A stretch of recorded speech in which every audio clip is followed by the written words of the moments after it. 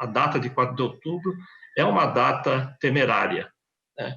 Eu não recomendaria que a gente fizesse o pleito nessa data. É uma data onde a possibilidade de termos ainda uma ascensão em vários locais do país de casos novos e de mortes é muito grande. De termos um nível de contágio ainda elevado. Esse prazo de um mês ou 2 meses, ele evitará centenas, milhares de mortes. Acredito que adiar as eleições mais próximas para o fim do ano são uma medida excelente para garantir que vamos estar no melhor cenário. Adiar essa eleição por mais tempo do que isso não traria grandes benefícios. Ano que vem ou mais para frente, não existe motivo da epidemia para acharmos que ela vai estar mais bem ou mais mal contida. Até então, como eu disse, nenhum país está seguindo o curso natural da doença, ela depende muito mais de uma ação humana para que esse número de casos seja contido. Unanimidade entre os especialistas, a necessidade do adiamento das eleições municipais de outubro por conta da pandemia do novo coronavírus foi apoiada pelo ministro do Tribunal Superior Eleitoral, Luiz Roberto Barroso. Em reunião no TSE, propusemos ao presidente Davi Alcolumbre e ao presidente Rodrigo Maia o adiamento dentro de uma janela que os médicos sugeriram que fosse entre 15 de novembro e 20 de dezembro. Essa seria a janela possível.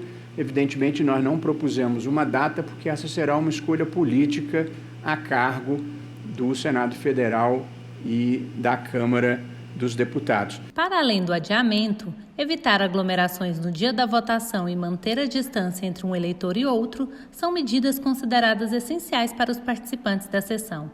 Eles concordaram que mudanças mais profundas, como a implementação do voto facultativo, não devem ser feitas agora. Nós temos muita preocupação que a facultatividade possa produzir uma deslegitimação da classe política e dos eleitos na eventualidade de um elevadíssimo índice de abstenção.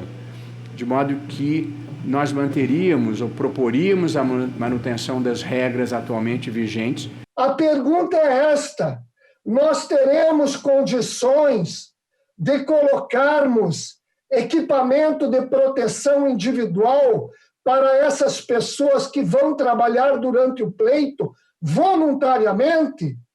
E, com um agravante, a possibilidade de estendermos o período do dia da eleição. Nós vamos dobrar o número de pessoas trabalhando, ou as mesmas pessoas vão trabalhar por 9, 10, 12 horas durante o mesmo dia. São muitos os questionamentos, as mudanças nas datas das convenções partidárias, o impacto nos cofres públicos e a própria data da eleição, por exemplo, ainda geram dúvidas entre os senadores. Como pensar uma data única para a realização da eleição se nós vamos ter cenários completamente diferentes em várias cidades do nosso país? O custo que nós teremos com essa eleição no momento de pandemia, 2 bilhões de reais com fundo eleitoral e mais 4 bilhões com a justiça eleitoral. Então é muito recurso para ser investido. Depois de todas essas discussões, nós estamos convencidos de que é melhor errarmos com a ciência e com a prudência do que permanecermos numa posição em que todos os especialistas dizem que 4 de outubro é impraticável do ponto de vista da segurança sanitária e da saúde. A decisão final sobre o adiamento das eleições cabe aos parlamentares. A alteração só é possível por meio de uma proposta de emenda à Constituição, que deve começar a ser analisada pelos senadores nesta terça-feira. Se a Casa aprovar a medida em 2 turnos, o texto ainda precisa ser aprovado pelos deputados, seguindo a mesma regra, em 2 turnos. Só depois disso é que a PEC pode ser promulgada.